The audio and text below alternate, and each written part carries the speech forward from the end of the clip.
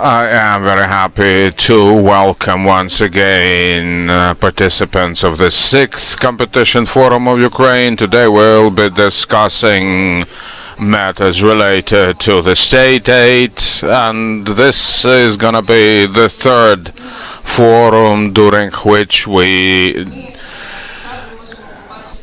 discuss state aid as it is related to competition protection. 3 years ago, we could only refer to some of the international obligations of Ukraine under the association agreement and the energy community charter. Later on, certain steps were made to provide legal framework to the system.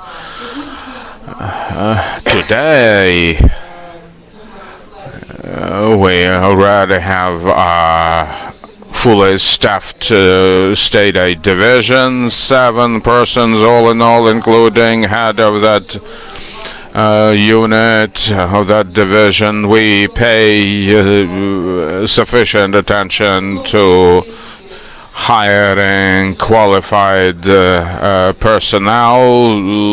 There aren't actually many of those around in Ukraine. And by the way, we keep that selection process meeting with the CSOs, businesses. Now we have 2 PhDs in state aid. So, like I say, we are very careful about picking out the best suited candidates.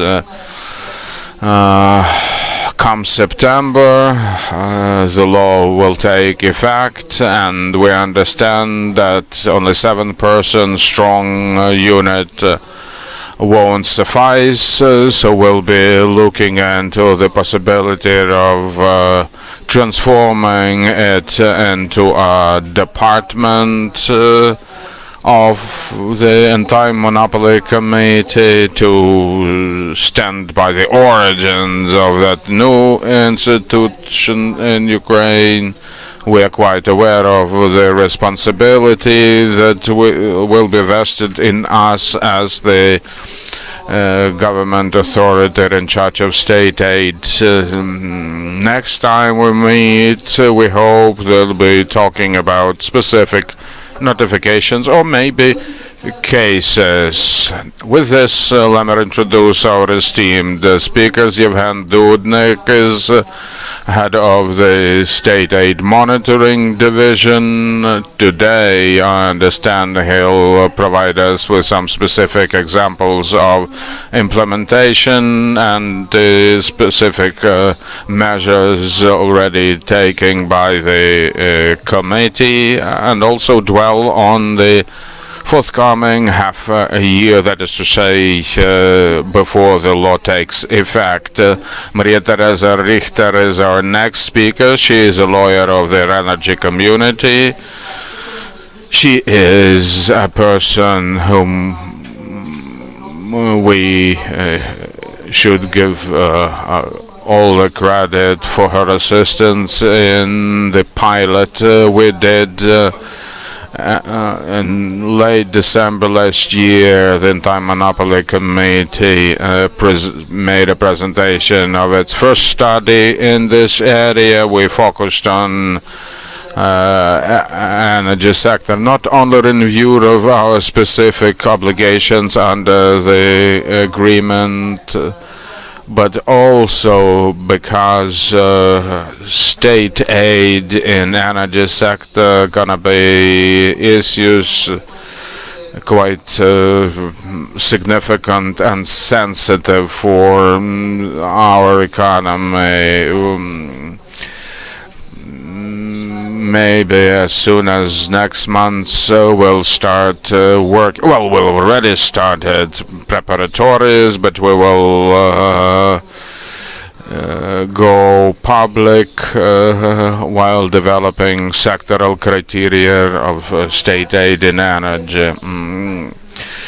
In the context of our cooperation with the energy community, that pilot project in the form of market research, the energy community initiated settlement resolution proceedings in 2014 and dispute resolution procedure, and one of the terms that we've come to with the Secretariat of the Energy Community and the EU in order to arrive at the resolution of this dispute was to develop certain recommendations that government authorities should follow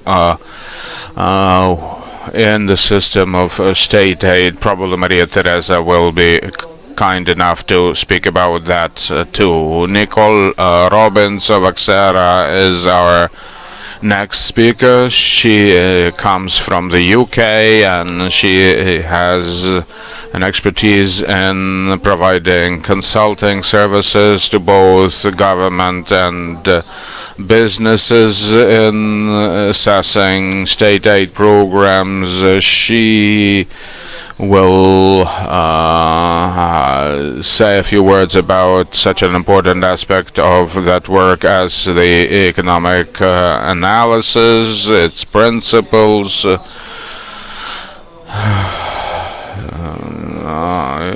Our department will also have economists on staff called upon to provide this kind of an analysis. Daiga Leidzina is next on our list of speakers. Currently, she is managing technical assistance project. She's basically a resident and our neighbor, which gives us an opportunity to seek her advice whenever we need. It is, as you understand, important in our daily work, given to seek advice of our European colleagues. We appreciate this opportunity, this help.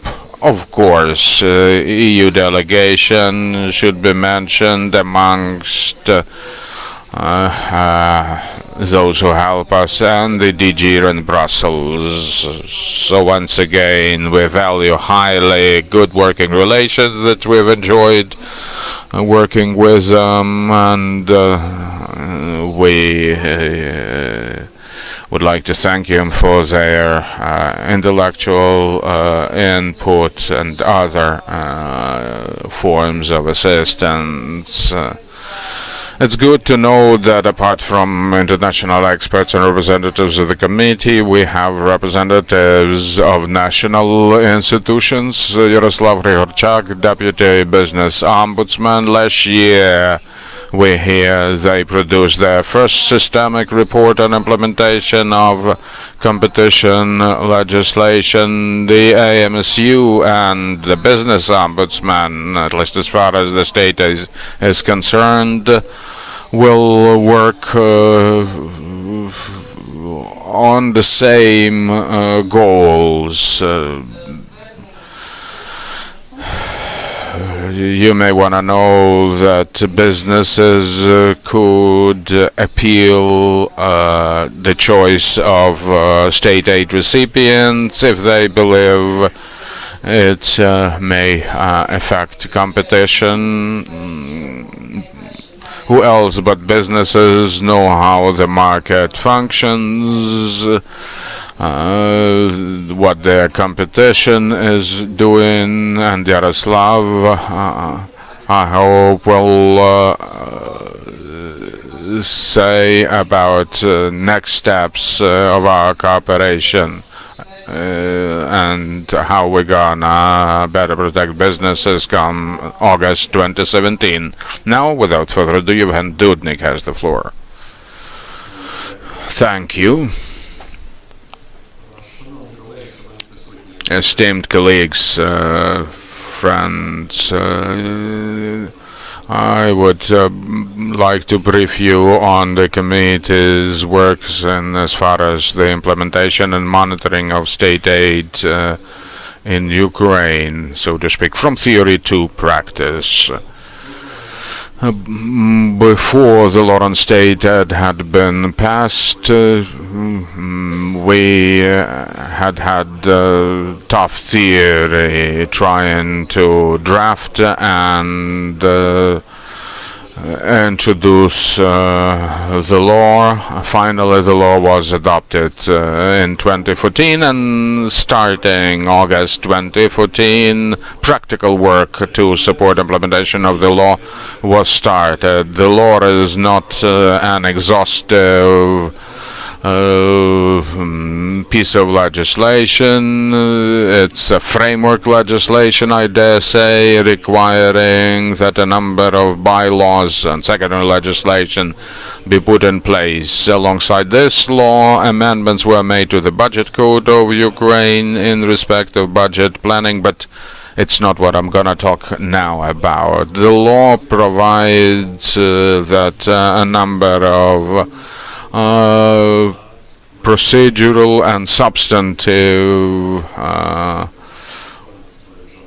acts should be passed to regulate state aid provision. In terms of powers, procedural aspects will be dealt with by the Anti-Monopoly Committee of Ukraine. All those procedural acts have by now been adopted by the committee, countersigned by the Ministries of Justice and published. It's about notifications of the existing state aid, incoming state aid, monitoring of state, as well as the registers, the public registers of state aid. You are welcome to download these documents from our site. Substantive aspects. By law, it's the Cabinet of Ministers which is responsible for the development of those acts, and the Cabinet is actively drafting the documents in question. It's the procedure to returning state aid, the procedure regulating provision of services of general economic interest. Again, there are some developments in place, and we'll soon be sending it to the Ministry of Economic Development and Trade.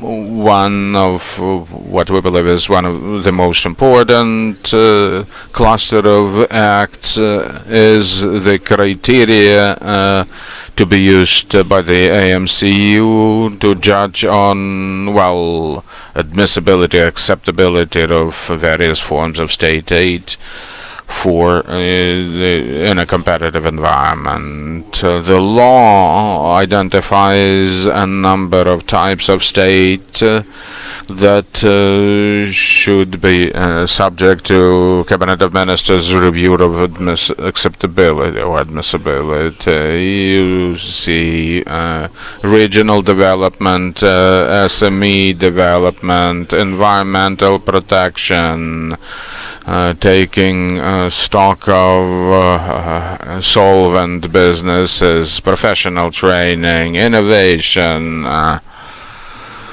Also, the Anti-Monopoly Committee of Ukraine, in view of the practice and the mechanisms widespread in EU, general criteria of state have been drafted. They are not mentioned in the law, but aware of how they should work, we found it necessary to do what we've done. Those acts have obligatory, so to speak, requirements such as identify the scope and objective of state aid, recipients eligible for state aid, formula to calculate the maximum amount of state aid, costs that come under the head of state aid, plus the methodology to calculate the state aid. Unlike the procedural acts that have already been approved by the Anti-Monopoly Committee and that were developed on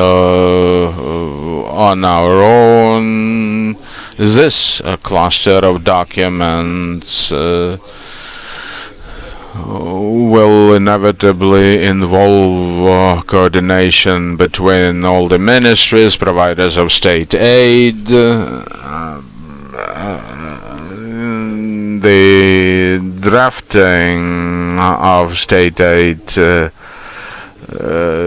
admissibility criteria involves several steps. Thanks to the EU assistance, we received a list of mechanism or principles that should be embedded in these acts. We invited leading law firms to comment, which they did, and we have then collected that comment, generalized and used to finalize the document. Later on, special work groups were set up involving the ministries, general public, law firms. 5 such groups were set up. All in, they met to discuss and formulate the assessment criteria. Then documents were finalized, approved, and made open for public discussion. Now, as you see, this forum is going on, but there'll be several other steps that we hope will help us that'll benefit this document. Follow announcements on our site. We will offer each draft document for public discussion. Apart from comments given to us by the ministries, we will also be looking forward to fruitful discussion of the documents with the businesses and civil society. Later on, these documents will once again be commented upon by the EU DG Competition, maybe upon coordination between government agencies. The documents will be sent to the Cabinet of Ministers for their approval, so that come August we would have every document in place.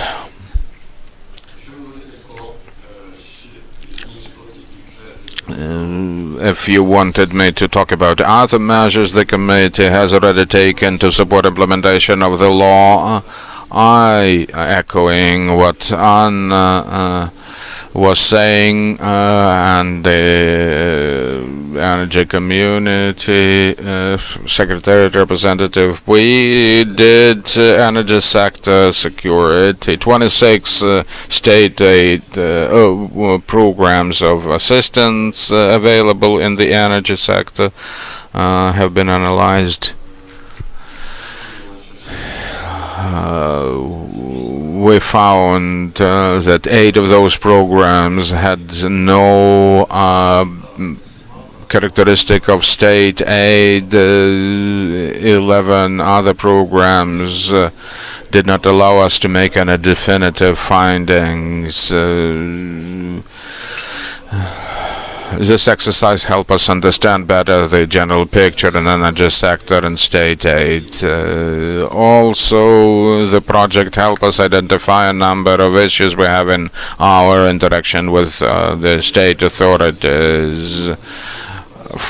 First off, not every of the authority was willing to cooperate with us, let alone provide information on state aid.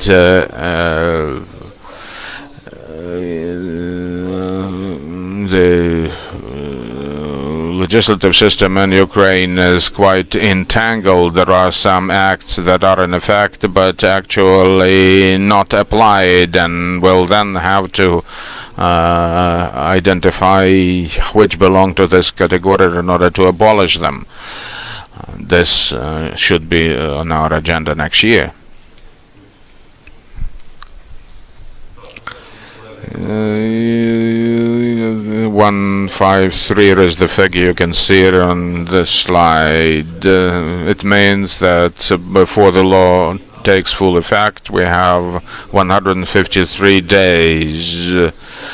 This is the time when we should do what we can to make this law an effective piece of legislation. Institutional capacity of the Anti-Monopoly Committee that will allow it to dispose of all the duties and functions vested in it by law. There are 7 representatives of our unit.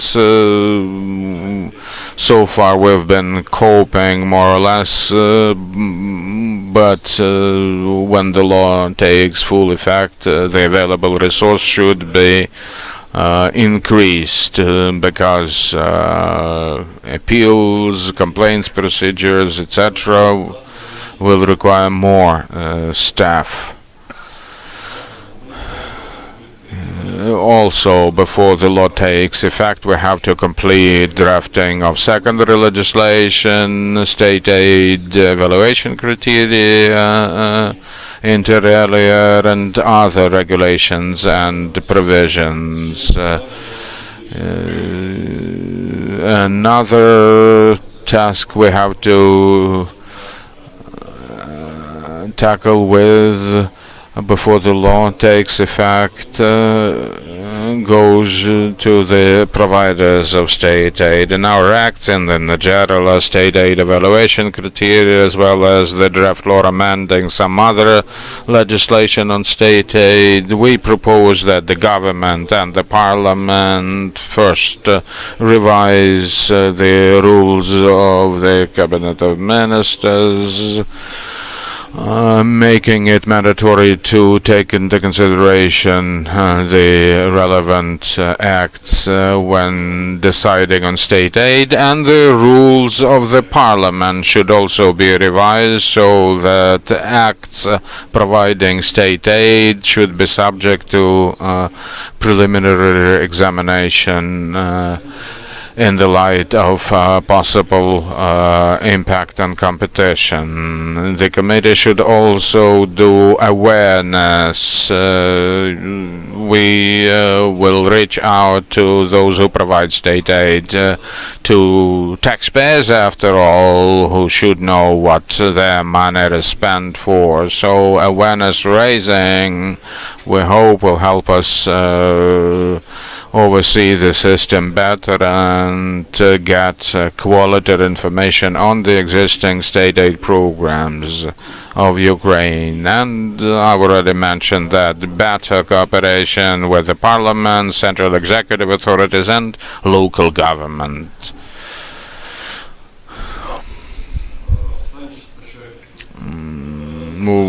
One final thing, the system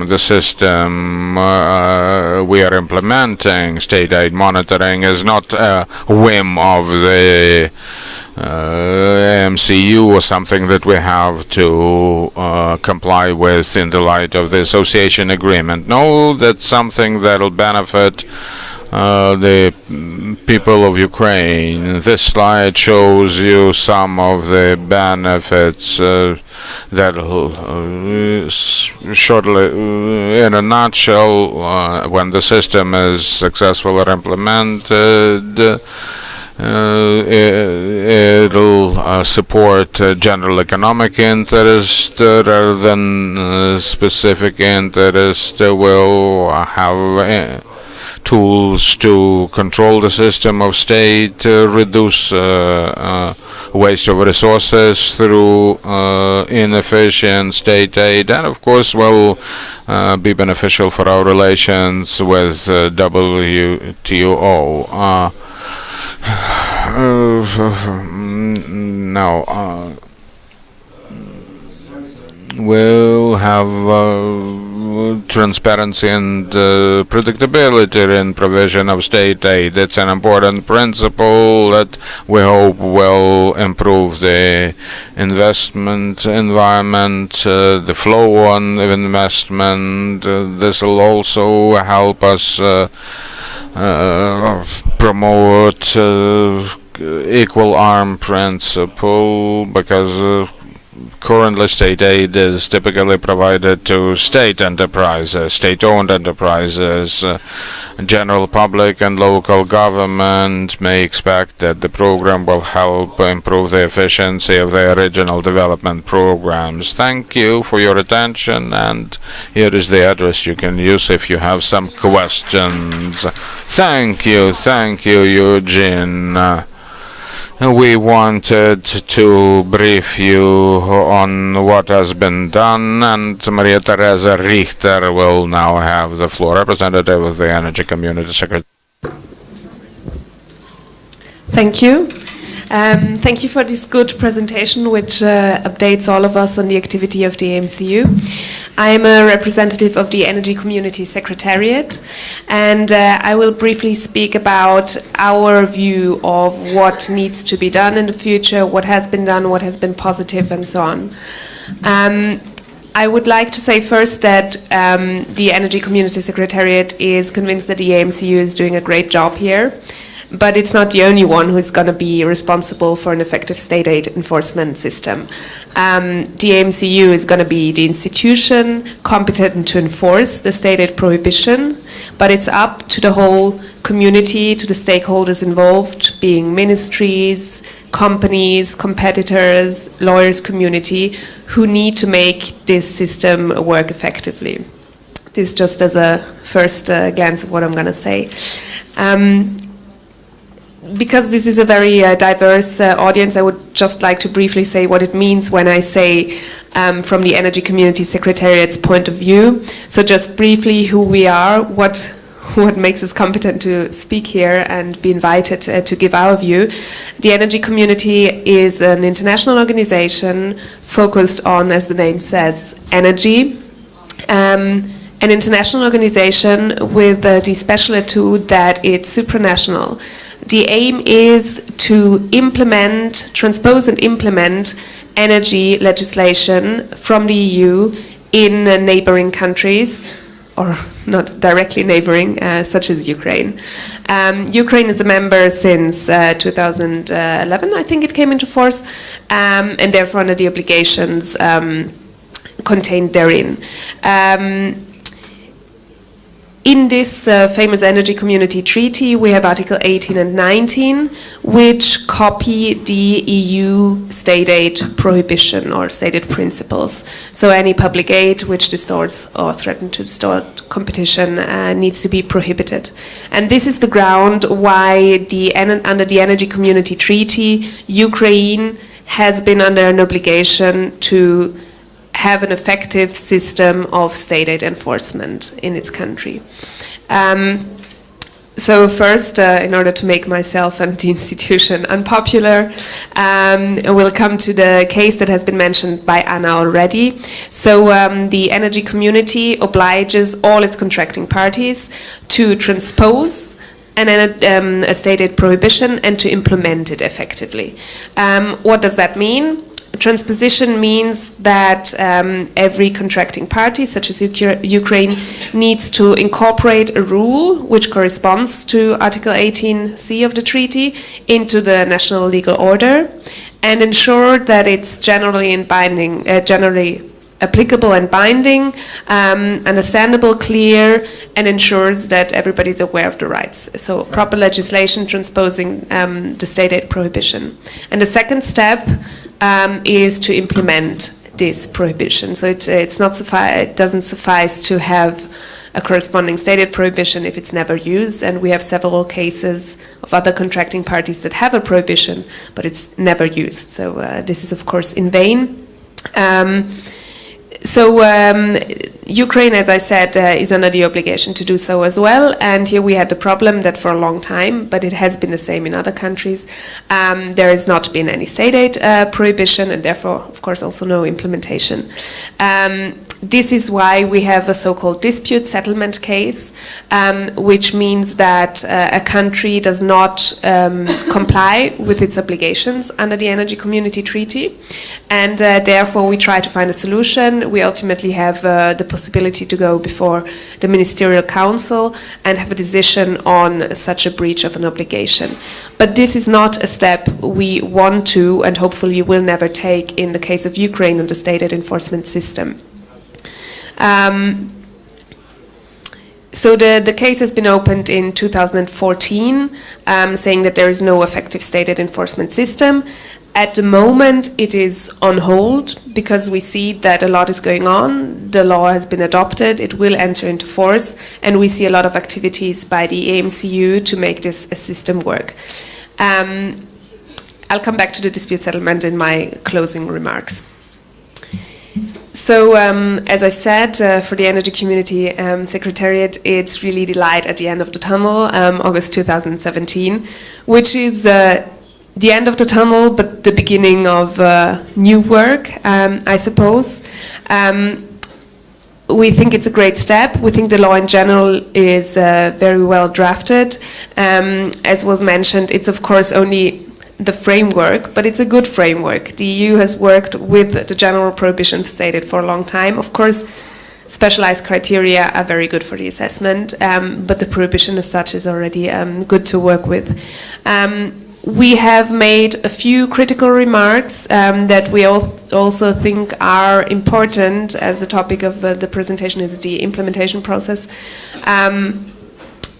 One of the concerns we've raised is the time frame.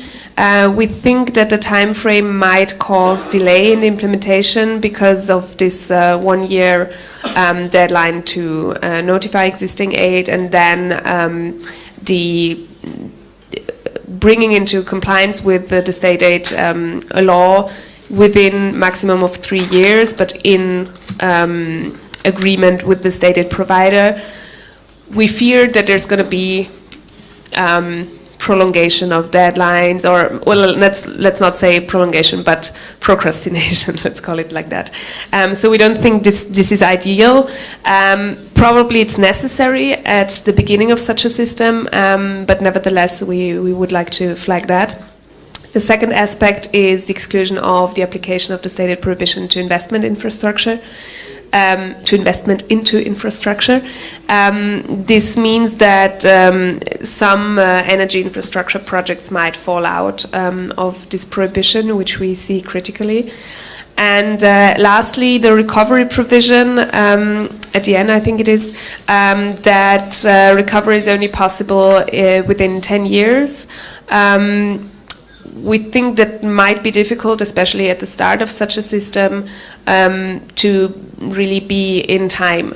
I know that the recovery is not the main concern at the moment, but it should be borne in mind that this is probably not an ideal provision. Saying that, I would like to mention before I come to the next steps that we think are very important, that as has been mentioned, state aid, and this is a topic of common misunderstanding, is not only a hassle. It's not meant to annoy ministries because they have to notify their support schemes. It is to the benefit of everybody, because the money of the government needs to be spent wisely. Also, at the core of any misunderstanding is that state aid is forbidden. It's not forbidden. It is forbidden as such, but there is exceptions, meaning there is good state aid and there is bad state aid. It doesn't mean that if you have to notify a scheme, it's going to be prohibited. If it's meant for useful aim and in compliance with the levels of aid provided, it is allowed.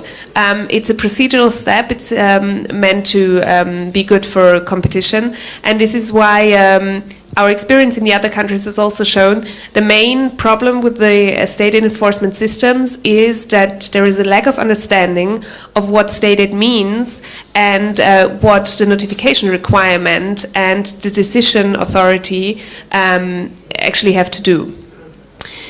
So coming from this very general remark, I would like to talk about the practical aspects from our point of view. Lots of them have already been mentioned. I will just comment from our point of view. The staff problem and the department dedicated to state aid enforcement in the AMCU. We think you're doing a great job in hiring. Obviously, it's not very easy in a country where there has not been a state aid enforcement system to hire state aid experts. I see the problem there. I would just like to get back to what has been said yesterday. There was a lot of discussion about the financial capacities, the financial resources of the AMCU and how this is not at the same level as other public institutions in authorities in Ukraine, and also not comparable to other countries. I think this is a main aspect that does not only apply to the enforcement of competition, but also state aid. An example, a little story to that is I'm originally Austrian, and in Austria we have a competition authority that is also, according to their president, understaffed. And for years he has been lobbying for more personnel. At every conference he was taking out a sheet with the numbers of all the competition authority personnel in every country. And everybody was already annoyed because we knew all of that already by heart. Now he got 7 new positions. So lobbying might actually lead to a result. But you have to have a long breath, as we say in German. The second one, which I'm very happy about, is the report that has already been mentioned on state aid in the energy sector. It has been a great effort and a great result. It's a compiled report on not all state aid, but a lot of state aid in the energy sector. We think it's very important because A, it raises awareness by aid donors. They finally get to think about which of their schemes or measures might be state aid. B, it shows the level of state aid that needs to be tackled as of August 2017. And finally, it gives recommendations. And here I come back to my initial remark that it's not only up to the AMCU to make this system work. The AMCU can, as of now, can show where there is going to be state aid, which state aid needs to be notified, which measures need to be notified. But ultimately now, it's with the ministries and the state aid donors who actually need to notify, who actually need to change their schemes in order to make them compatible. It depends, of course, on the reactions of the ministers, but I think the report is a great instrument to make the ministries rethink their policies. And you know, the AMCU cannot do anything if there's no response from the other side. So I think this report should really now pass the ball to the other side, if I may say so. The third point is training. I think you receive also support from the EU and so on. We have, but I will talk later about, we have instituted a network of state aid authorities which will work together and improve the knowledge and expertise of the members. And finally, the secondary legislation regarding the assessment criteria. The Energy Community Secretariat very much favors the idea of public consultation because ultimately criteria are only accepted working if they are accepted by the general public. And also, and again, it makes the public aware of the state aid issue. The business community may add a great deal to the assessment criteria, how they will work or should work in practice. Our only concern is whether the criteria will be ready in time. I think it would be great help for the AMCU if they're adopted in time with the entry into force of the law. So now I come to our main practical hurdles that I've mentioned throughout my presentation. The first one is a change of attitude and understanding of the notion of state aid. As I've said, public authorities will, as of August 2017, be told what to spend their money on. And nobody likes to be told what to spend their money on. So what needs to be done is advocacy with the state aid donors, but also with the business community to make them aware. Most competition and state aid authorities depend on complaints. So the business community can add a great deal to raising awareness and raise issues as soon as the law comes into force. Need for notification and change of procedures, you have already mentioned, so I'll not dig into that. It's very important that the AMCU is actually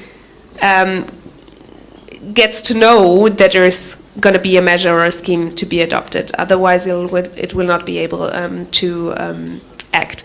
Change of policy in certain areas. In the report, specific areas such as coal, for example, tax breaks and so on have been mentioned. It's time to rethink. Now there is time. There is this 1 year for notification and so on. So there's no point in looking away from this because it's going to come. The establishment of assessment practice by the AMCU, I think you have great experts, but of course the Secretariat, although we're always pushing a bit, is aware that it takes time to establish a practice. As stated, it's extremely complicated and economically diverse. So we understand, of course, that this will take time, and we see the willingness to work on this. So this is perfectly fine with us. Consultation process with stakeholders we've already mentioned, and lastly I'd like to mention that the Energy Community Secretariat is always offering assistance if needed, be it in the assessment. We have a special provision in our dispute settlement procedures which says that whenever you have a question regarding some of our rules, also the state aid prohibition, you can ask us for our opinion, which is non-binding, so it's a bit of help in the assessment, and should give you the opportunity to just get somebody else's opinion or expertise on the issue.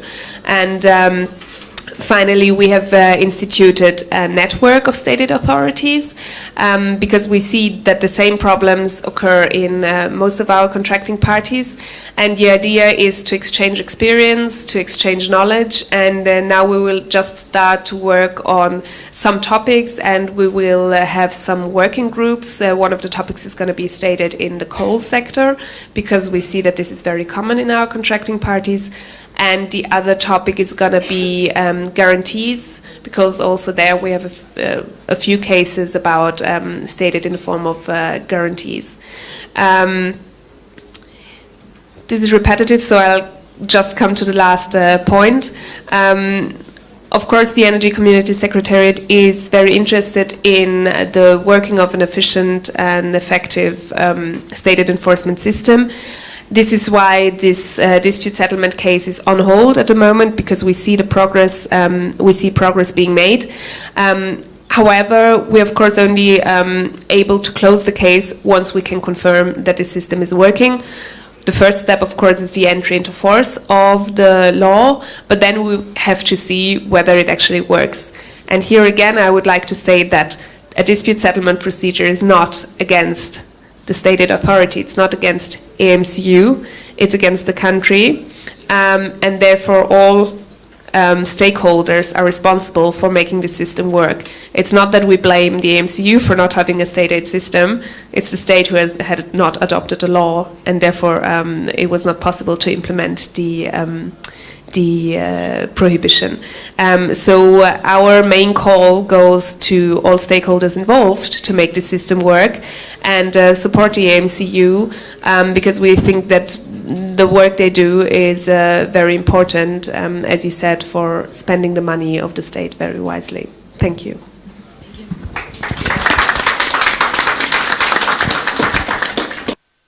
Державних коштів. Now let me pass the floor to Nicole Robbins from Xera company. She will tell us about economic analysis in the context of the state aid. Дякую вам дуже. State aid is very much an area where the economic analysis needs to be very joined up with the legal analysis. So as head of the state aid team at Oxera, we work on state aid issues right across Europe. So what I'll talk about is in particular the role of economic analysis, both in the question about whether a measure can be classed as state aid in the first place, and then if it is deemed to be aid, how can it be shown to be compatible with EU state aid rules? And I'll illustrate that through a couple of examples of some recent cases. So if we first turn to the overall framework, so whether, as I'm sure you're familiar with, if a measure is classed as state aid, 4 criteria need to be met. Firstly, there needs to be some sort of transfer of state resources. Secondly, the measure must have the potential to distort competition and also potentially trade across Europe. And then finally, it must confer a selective and economic advantage. And if all 4 of those criteria are met, then the measure is typically classed as state aid. Now, it's that final, the 4th condition, which is very much always the focus in state aid assessments about whether a measure from the government or support from the state can be classed as state aid. Selectivity is very much the role for the lawyers, where the economics comes in, is assessing whether that state measure confers an economic advantage to the company that receives it. Now, the test for that varies depending upon the type of support that's provided by the government, and I'll say a few words about the standard tests that are to apply to assess whether government support constitutes an advantage. Now, clearly, as what was mentioned before, not necessarily all state aid is illegal. There are certain forms of good aid, so particularly aid that improves the economic GDP, employment, can be classed as compatible state aid. So in the second part of the presentation, I'll say a few words about how economic analysis can help demonstrate that aid is compatible with EU rules. Now, if we come on firstly to the question about whether it's a tax exemption, whether it's the government providing a loan to the company, the typical test that's used to assess whether that support can be classed as state aid is what's referred to as the market economy operator principle. So the key basis of that test is looking at whether a private investor operating under similar circumstances would have provided the same measure in question. Now, this assessment needs to be undertaken before the measure was provided. So if the state is considering giving a loan or a tax exemption to the company, the assessment must be done on an ex ante basis, so before the the agreement is actually signed. And what's important when you're applying the MEOP test is not, at this stage, you do not consider any implications for sort of jobs, employment, regional aspects. Those are not part of this test. So there are 2 main ways to assess whether a measure is classed as state aid. The first test, which can be referred to as comparative analysis, is looking at whether the alleged aid recipient could have obtained the same deal from the private sector. If you can show that the private sector would have provided a very similar arrangement, then that's good evidence that the measure is not state aid. It's just the state acting in the same way as any private investor would have otherwise done so. Now, the other approach is to look at whether, before the state provides an arrangement to the company, is the expected return from the deal with the state at a level that would be acceptable to a private investor. So that requires more detailed analysis of what are the expected revenues to the state, what are the expected costs of that arrangement. And typically, it's that what we refer to as profitability analysis that's given the greatest weight by the European Commission. So if you show that the expected profitability of the deal exceeds the level of the return that would be required by a private investor, then that's no aid in that case. Now, the strongest evidence in state aid investigations is if you can demonstrate both on the basis of the comparator analysis and the profitability analysis. If the results from both those tests shows that's no aid, well, that's very strong evidence. So just to give a more detailed example of this, there have been a number of investigations of arrangements signed between airlines and state-owned airports throughout Europe. Now, for example, at one point, Ryanair is probably the company that's had the most state aid investigations against them. At one point, they faced over 40 state aid investigations of their arrangements at various European airports. And the key test in this framework is you look at it from the perspective of the state-owned airport that's giving the deal with Ryanair. And you abstract from if the airport has any public services it provides, you don't take those into account for the MEOP test. So the key assessment is when the airport is entering into arrangement with an airline, in this case Ryanair, to look at what are the revenues that are expected by the airport directly as a result of signing that agreement, and how does it compare to the airport's costs of serving the airline in question. And if you can show that that level of profitability is sufficiently high that a private investor would have provided the same deal, then that's no state aid. So as an example, we have the Frankfurt Hahn Airport has faced a number of state aid investigations. These focus not only on aid received by the airport, but whether the aid that was received by the airport had the potential to leak into the agreements with airlines.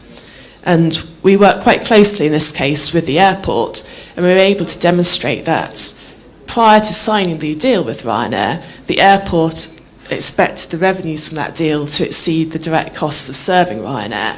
And we were able to show under a number of different assumptions those results would hold. Because significant weight is typically placed on in state aid investigations on the business plans that the company has prepared at the time. And it's important for those business plans to be based on very robust assumptions, because particularly if the investigation were to be in front of the European Commission, you'd expect them to challenge the details of that plan in quite a considerable level of detail. Now, we've talked about the MEOP test, and that is the main test that's used typically to assess whether a measure can be classed as state aid.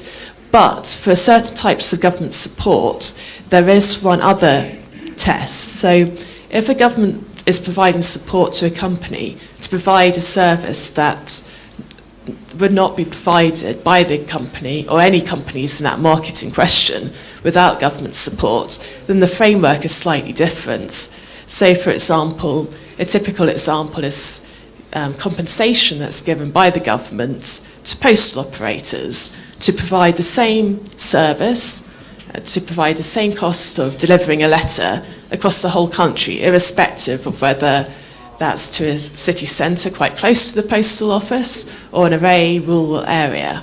In order to ensure that the same price of that service is provided, the postal operators receive compensation. So in this type of example where the market would not have provided any of those services in question without government support, the framework is now no longer the MEOP test, it's what's referred to as the Altmark criteria. And here you have 4 separate criteria that need to be met to demonstrate that a measure is not state aid.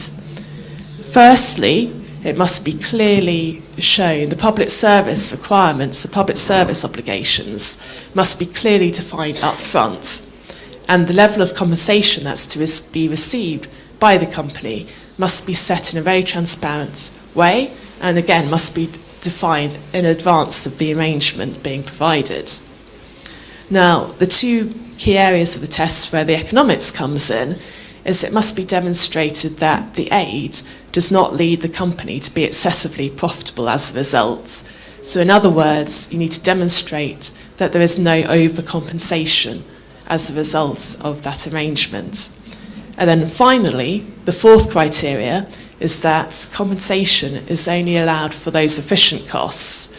So you need to make sure that the compensation that's provided to the company is not compensating any inefficiency that the company might otherwise have. And again, if all four of those criteria are met, then the measure is not viewed as state aid. So, now, under either of those frameworks, say it cannot be demonstrated that the measure is not aid, well, that doesn't necessarily mean it's illegal. Certain forms of good aid are allowed. Now, again, to show that the aid is compatible with state aid rules, there are a number of different frameworks that are required to be followed, and these frameworks typically vary depending upon the type of measure and also the sector that we're in. But firstly, if I talk about some general criteria before I get onto the details. So typically there's 6 criteria that needs to be demonstrated to show that a measure is compatible, so aid provided by the government is compatible with state aid rules. Now, all these criteria must be met. The first criteria is there must be a common interest objective. So, for example, if aid is being provided to a new airport, it must be shown to meet the forecasted demand of the airlines, the passengers, the freight companies in the catchment area. Secondly, there must be a need for state intervention. So the aid must only be provided in those instances where the private market will not provide the necessary amount of funds required. So, i.e., where there are market failures. Thirdly, the aid must be appropriate. So if a direct grant is being given by the state, that's typically viewed as the most distorted type of aid. So it would need to be demonstrated why other, potentially less distorted forms of aid are not possible. Fourthly, it must be demonstrated that that aid leads to additional incentive effects. So it must be shown that the aid generates additional economic activity that would not have taken place in the absence of aid. And that's typically where the most role for economic analysis comes in, because again here requires a very robust business plan showing what would be the likely effects of the aid on economic activity. And again, that must be defined up front. The fifth criteria is that aid must be limited to the absolute minimum. So again, that's another area where there's quite a significant role for economic analysis in showing what is the minimum amount of aid and being able to demonstrate that that aid does not lead the company in question to be excessively profitable. And then finally, but it's a very important criteria, it also needs to be shown that the aid does not lead to significant distortions of competition. So if we go on to a case study example to illustrate these criteria. So in the case of RWE's power plants, so RWE was receiving aid to convert their power plants, that was a coal-based power plant, to biomass. And this was, the aid by RWE was subject to a formal European Commission state aid investigation. So at the time of the investigation, the Commission raised 2 main concerns. The first concern that the Commission had was whether the aid was proportionate. In other words, the Commission was concerned that the aid that was received by RWE might lead to their power plants generating excessive levels of profitability as a result. The second issue that the Commission had, and this is quite an interesting case, was that the fuel requirements to power the biomass plants might distort competition. And I'll probably focus on the distortions to competition elements, because this is quite a novel investigation by the Commission in this area. So RWE, the fuel requirements for the plants, the majority of those, the fuel, was to be purchased from the US. So you would think outside the scope of state aid rules. But what the Commission was concerned about was because of the volume of the fuel that the power plant would take to run, even though it was being purchased from the US, it might have ripple effects onto EU markets and to distort competition, therefore, in EU markets. Now, we work quite closely with RWE on both of those aspects, and we were able to show that, firstly, the aid was proportionate by looking at the business plan that the power plant had in place, developing quite detailed economic and financial evidence to show that the assumptions underpinning the plan was appropriate, and the level of return that the plant was expected to achieve as a result of the aid was at an appropriate level in line with the market. And therefore the aid, as a result, was approved by the Commission late last year.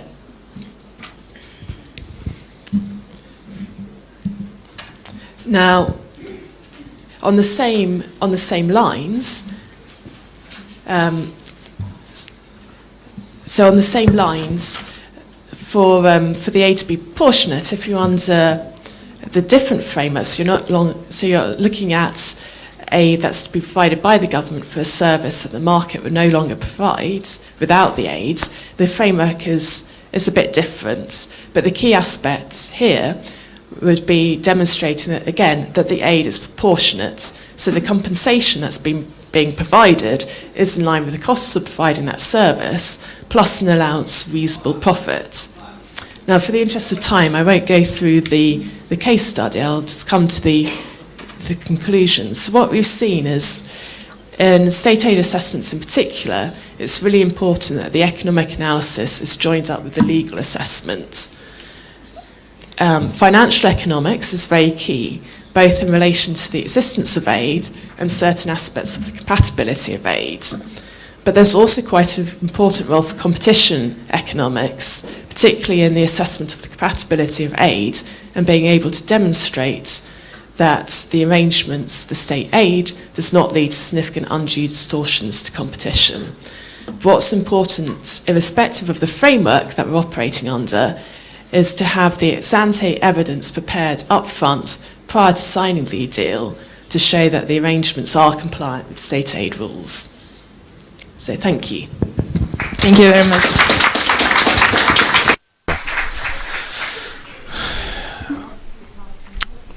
Thank you, Yaroslav. We have 15 minutes left, and there's some time to be left for questions and answers.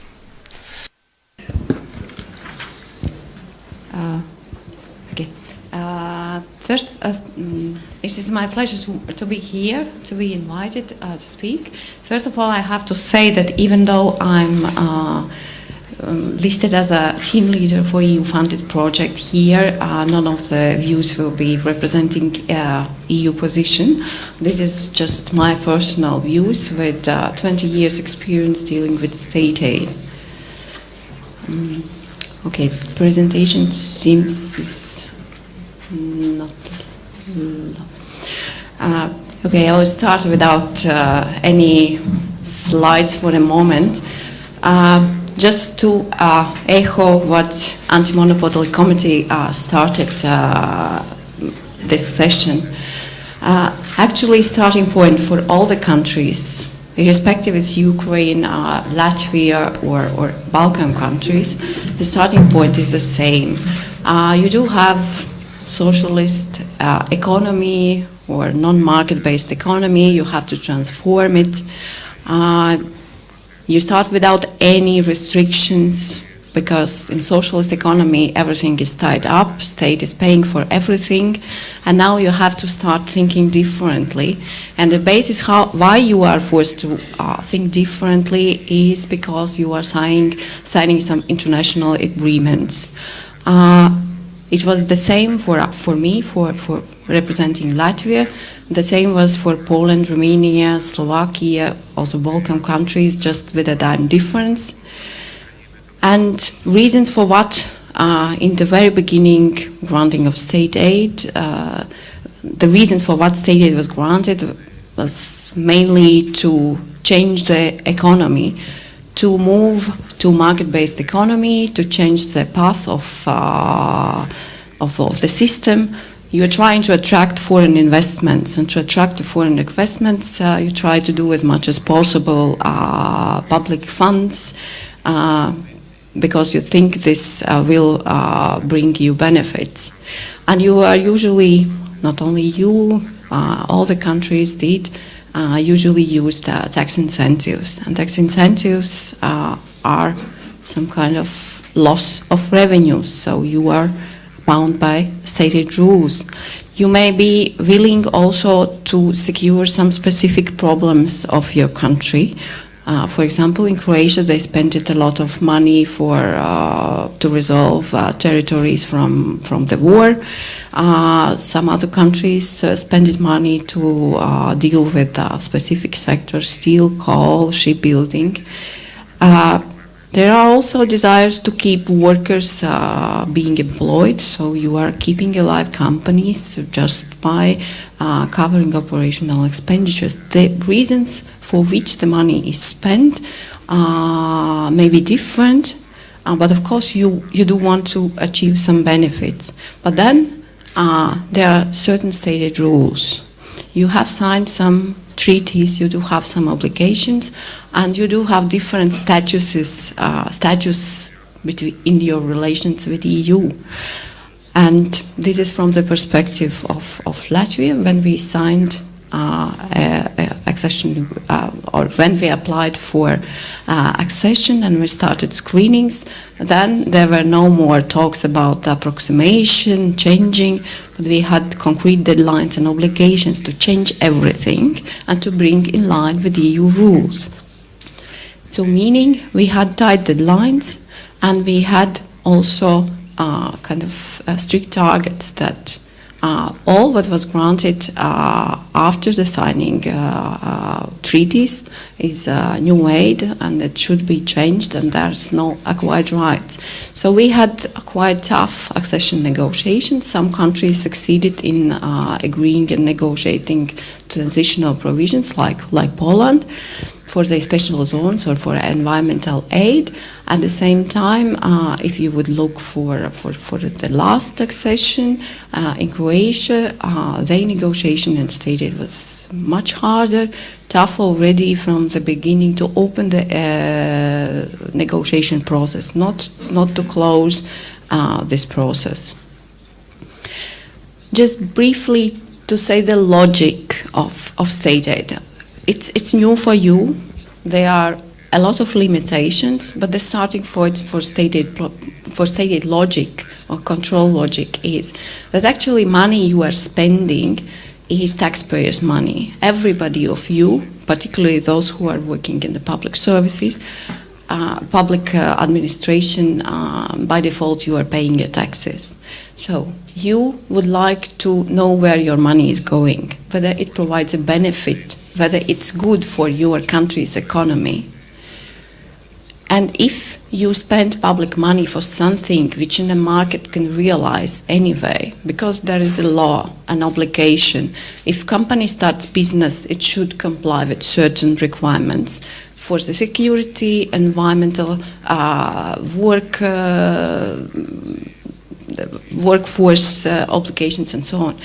So meaning the company, the persons who decide to create a company, they know the rules, they know the obligations, and these are equal for everybody. And if you relieve somebody from complying with this, you're granting state aid, and the question whether this state aid brings benefit or rather leaves the playing field in the same manner.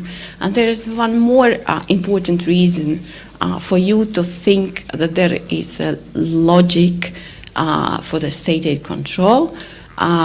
Because state aid rules are equal for all states who are part of internal market. So meaning, irrespective how rich you are limited by the same rules. There is not that Germany can spend something, can support something which you cannot. Everybody is on an equal basis, and this is logic for internal markets to equalize the playing field for enterprises and not to move from one country to another, not to have this subsidy race between the countries.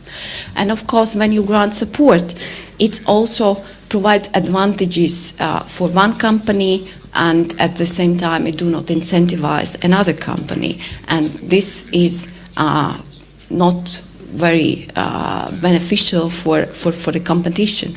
So can we say that EU law is restrictive?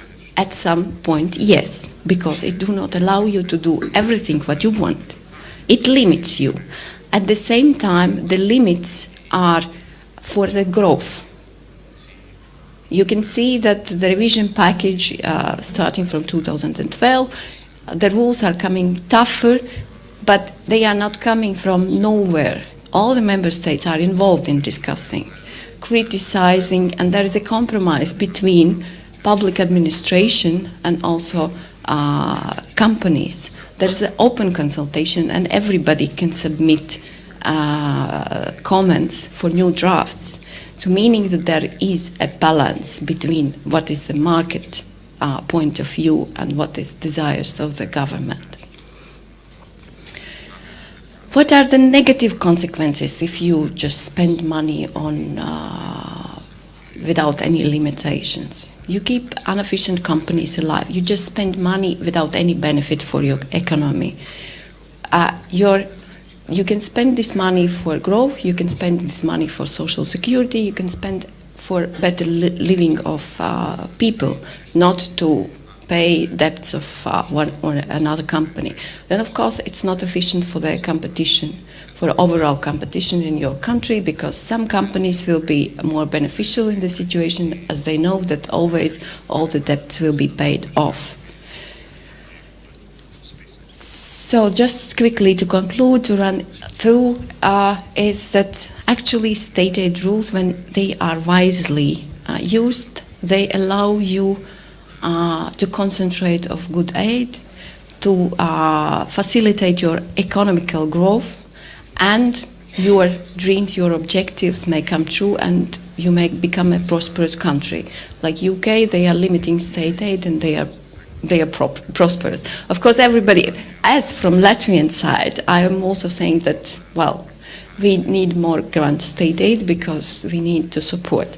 The UK is more saying, no, there's no need state aid because companies should be able to survive. But there is some kind of balance, and there is never there is the same point of view for the same guidelines between all the countries. There always will be countries who like more this, for example, R&D guidelines, or some who like more regional aid guidelines with 50% incentives. But there is some balance, and I wish you to use properly or wisely these limitations imposed by EU at some sites. Thank you for your attention. Thank you. Thank you, Yaroslav. What's the business ombudsman's focus as far as state aid is concerned? I have about 5 minutes, do I? Yesterday I took part in a panel dedicated to challenges and opportunities in competition, protection and oversight regulation, and I find that state aid, the state aid system is directly related to that yesterday's topic of our challenges or failures, so to speak, of that reform. Will have to do with social interest. An efficient system of state aid can be yet another risk scenario, allowing national wealth to be redistributed in an unfair manner under the influence of some, say, corrupt practices. On the other hand, it offers some opportunity, because successful implementation of the system will lead to a change of paradigm of the relations between government and private businesses. It opens the door to SME to be recognized as an important, player, in spite of the fact that a business is a private subject through receipt of grant aid. It may also be involved in the implementation of important national programs or services. That is to say, an effective implementation of this system might generate some success stories that we all yearn for. Speaking of the government to business paradigm, many public officials still believe that they are sort of masters, managers of businesses, whereas in reality the government should act as the service provider to the businesses. We are all aware of the fact that the law on state aid is an umbrella piece of legislation.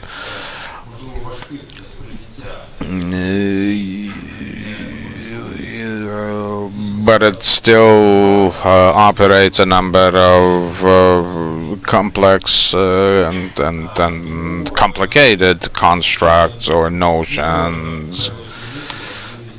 We therefore cannot underestimate the importance of efforts advocating for whatever is going to come into force on August the 1st. If there are any problems with having enough staff at AMSCU dealing with state aid, we can imagine the risks stemming from the fact that state aid providers come in different size and flavor. State enterprises, local governments, so we do have some concerns as to how good the system gonna be, at least right away. All the more so that a good deal of secondary legislation will have to be in place by the time. I understand that it is, generally speaking, a job for the Cabinet of Ministers to pass those acts to be used to assess compatibility, and I hope that they'll manage. A couple of words on the current status of the public registry of state aid. I'm not saying that I know everything about its current situation. I'm just highlighting this theme.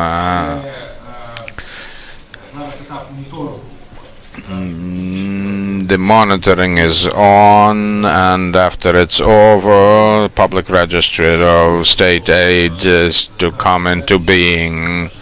Everything provided starting August from August 1st, 2016 to August 1st, 2017. What risks are associated with the qualifications of those who are supported to provide the relevant information? I may stand corrected, but I believe that nowadays some of those who provide state aid are not aware of that fact. or do not understand that whatever they provided came under the head of state aid and should have been notified. Well, we are not unique, as a matter of fact. All countries once faced that challenge building their state aid systems, and it's exactly why we concentrate so much on awareness raising and inter alia of public government agencies. So this focus on awareness raising, on building knowledge of the rules is something that other countries experienced in their lives. Take Latvia, or rather EU member states, well, actually before they acceded to these rules. Well, then I can only wish you had enough human and material resource to put it in place. Those 7 who are working in your department is, well, a tenth of the number of people we indicated in our report. Then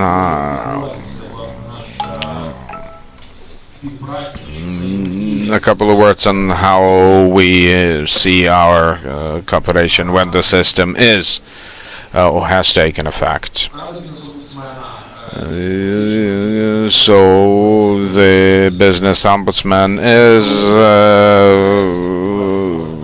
out of court dispute resolution mechanism, a classical one, and the AMCU will have the powers of review in this respect. And there are different scenarios. I could refer to our cooperation with the State Fiscal Service and the Ministry of Finance. I'm saying that we and you can sometimes get identical complaints. As the experience has shown, two different authorities may have administrative commissions looking into complaints of the aggrieved parties. Inspectors from the Council of the Business Ombudsman are sometimes invited, and we think that you can do that too, to participate in in your proceedings as observers.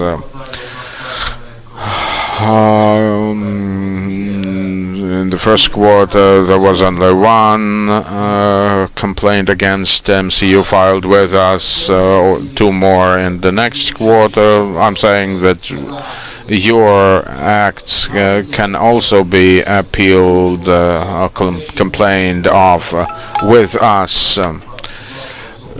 So what I want to say is this: please rely on us, trust us. The recommendations we listed in our report will help you build your own institutional capacity to deal with the relevant matters. If we will also help you advocate for the public registry. In other words, the better we're prepared for the advent of August the 1st, the fewer is the number of complaints we may expect in the future. Otherwise, I wish you every success in this important exercise. So good luck to you. Thank you, Yaroslav.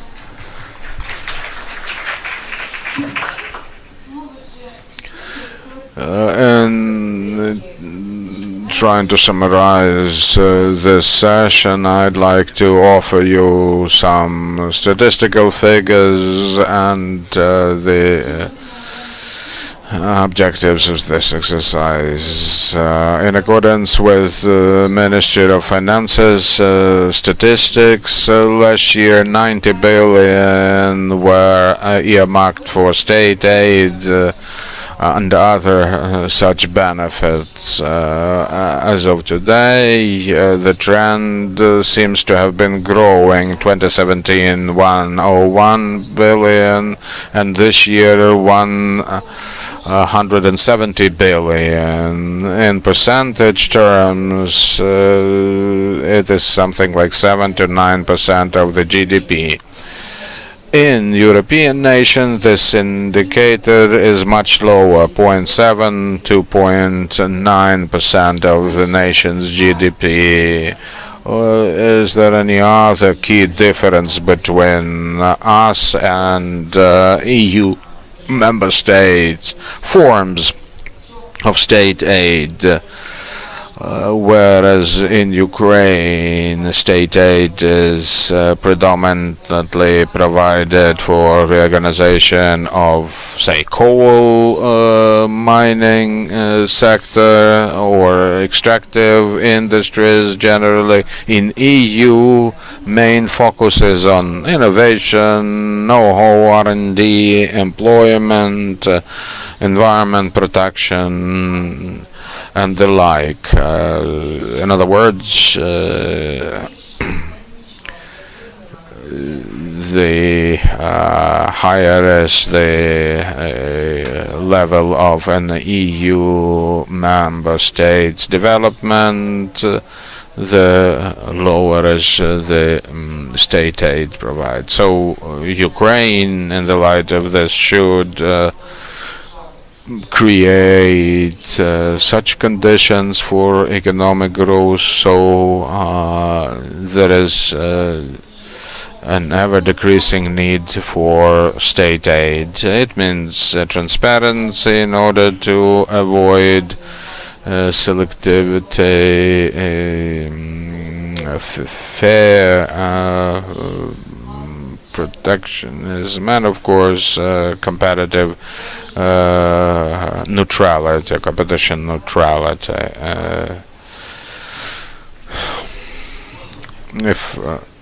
If you allow, I would like to subscribe wholly to what Anna has just said.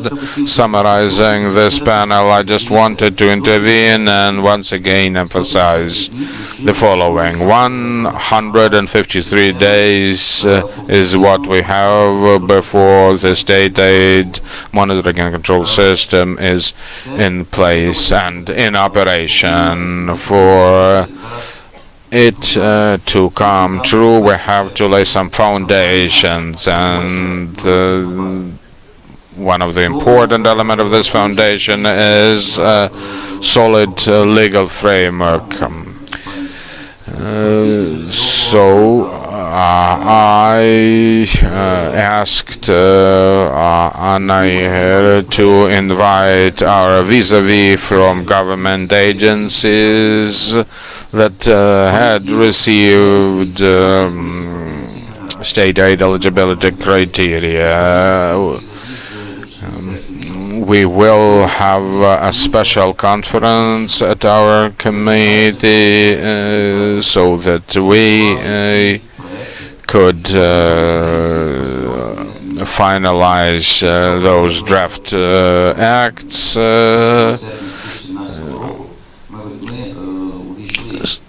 and send them to the Cabinet of Ministers for its approval. If this happens, we'll have appropriate legal framework by the time the system comes into effect. the level of motivation in our committee is high, and I think that you should be equally motivated to make this task a priority of yours. It's not, as you understand, something that anti-monopoly committee is supposed to do. It's incumbent upon all of us to perform well. I'll be monitoring the process on a weekly basis and call upon all of you to identify this task as a priority. Otherwise, Monday next, 9:30, we will be happy to see you all at our place.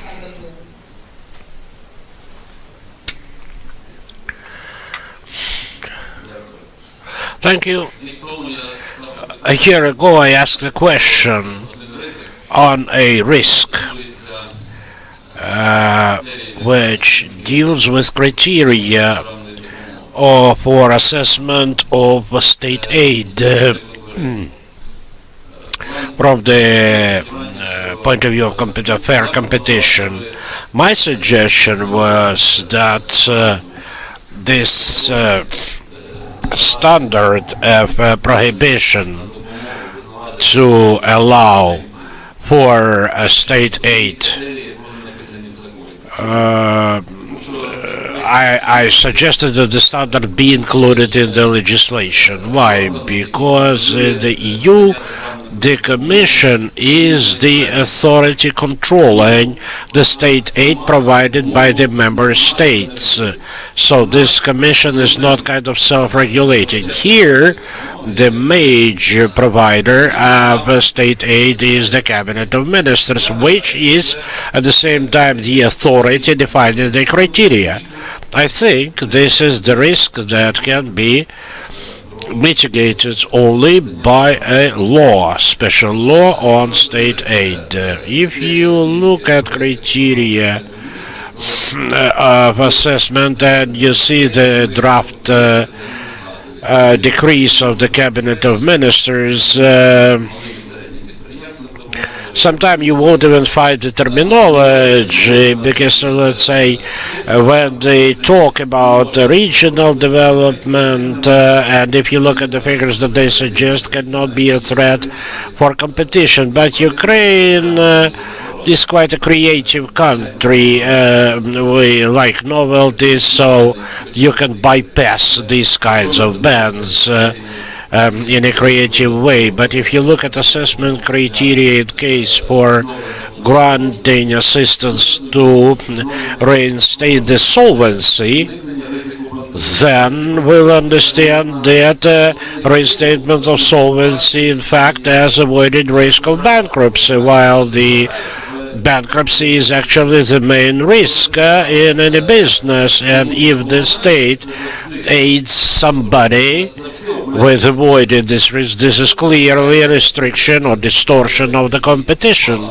And that's clearly a contradiction. What is admissible and what is not? Is that enough that the public interest is in place? But what if you limit essentially the competition at a certain market which has big public weight? Maybe that will then lead to higher prices at the same market even after the state has provided the assistance. So you see, Nicole said that the economic analysis has to assess the impact over the competition, but this line needs to be drawn further on. What is the purpose of economic analysis? To make decision. Well, the decision needs to define the impact over a degree of impact over the competition.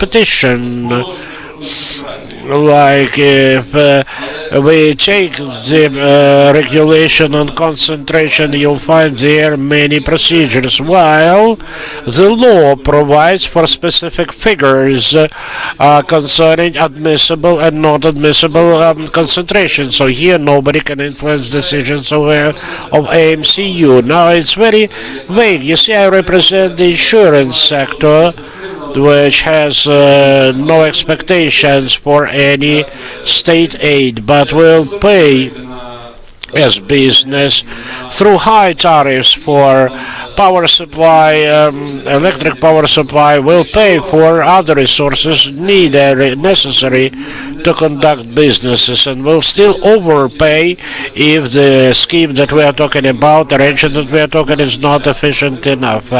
Then still during the implementation period we have time to maybe correct just some situations, but of course such law is very important because it will allow for overcoming serious problems and even resistance or attempts of discreditation. That's already a huge public gain for all of us, and we need to further support it. Thank you, Alexander, for your comment. I have a suggestion for you as the chairperson of our public council.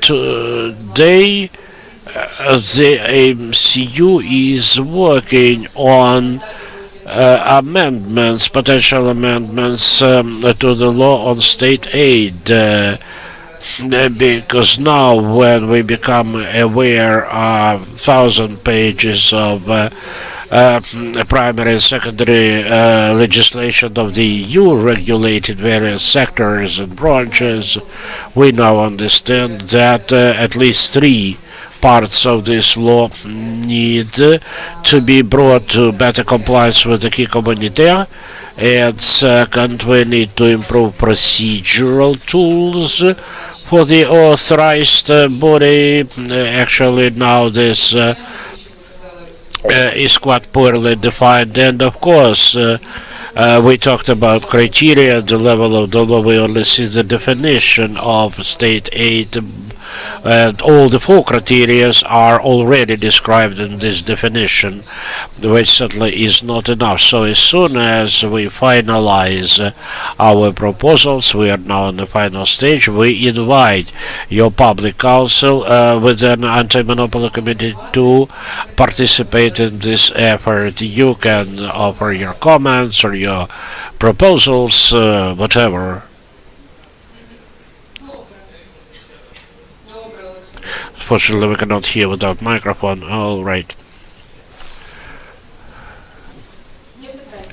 Any further questions?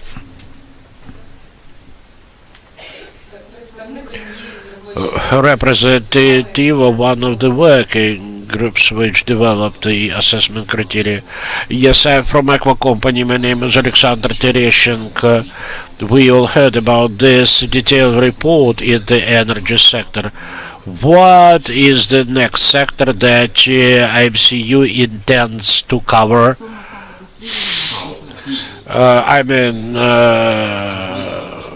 Where you intend to really examine the sector? Well, you see, we need to be realistic about our resources and capabilities. As of today, it's now March, we have very little time until August, and the only plans that we have with this regard is not to examine, not to research a sector, but we intend to launch a pilot project at a regional level and to see